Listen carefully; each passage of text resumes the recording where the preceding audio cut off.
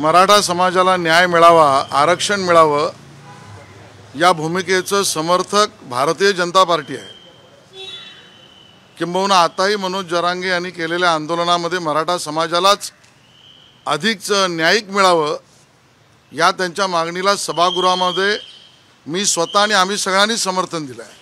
माननीय उपमुख्यमंत्र्यांवर कोणीही बोलताना गांभीर्याने बोललं पाहिजे आणि म्हणून त्यांच्यावर अशा पद्धतीचे बिनबुडाचे आरोप आम्ही फेटाळतो। जरांगे पाटील यांनी जी पत्रकार परिषदेमध्ये भाष्य केलं आणि ज्या शिवराळ भाषेत व्यक्तिगत पातळीवर जाऊन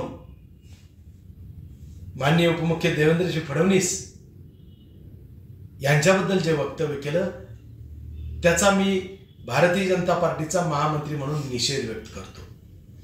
खरं तर त्यांच्या आजच्या पत्रकार परिषदेने जरांगेच्या बुद्धिमत्तेची दिवाळखोरी निघाली हे प्रदर्शित झालं आणि ज्या भाषेत त्यांनी टार्गेट करण्याचा प्रयत्न केला देवेंद्रजी यांना, मला तर वाटतं जरांगे यांच्या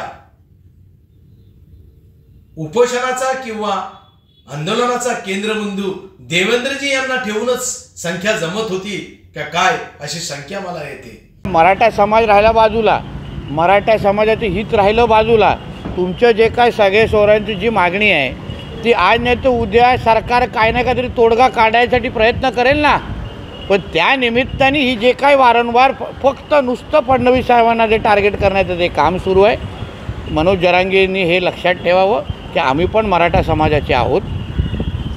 सागर बंगल्याच्या पोचण्याच्या अगोदर एक भिंत म्हणून आम्ही पण तिथे उभे आहोत।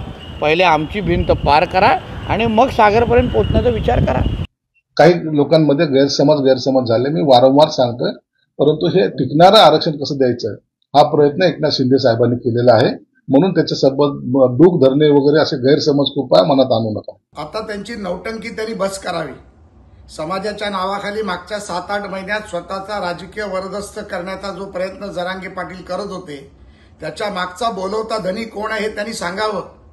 सिल्वर ओक आहे का जालन्यामधील भैया फॅमिली आहे आणि हे खरं आता लोकांसमोर यायला लागले।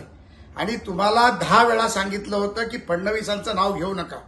ज्या फडणवीसांचे मराठा समाजावरती अनंत उपकार आहेत, त्या फडणवीसांनी मराठा समाजाला आरक्षण दिलं, त्या फडणवीसांचं सारखं नाव तुम्हाला घ्यायला कोण लावतंय हे आज जनतेसमोर आलंय। देश विदेशातील प्रत्येक घडामोडींचे लाईव्ह अपडेट मिळवण्यासाठी आता साम टीव्हीच्या सर्व सोशल मीडिया प्लॅटफॉर्मला लाईक, फॉलो आणि सबस्क्राईब करा। तसंच सर्व नोटिफिकेशनसाठी बेल आयकॉन प्रेस करायला विसरू नका।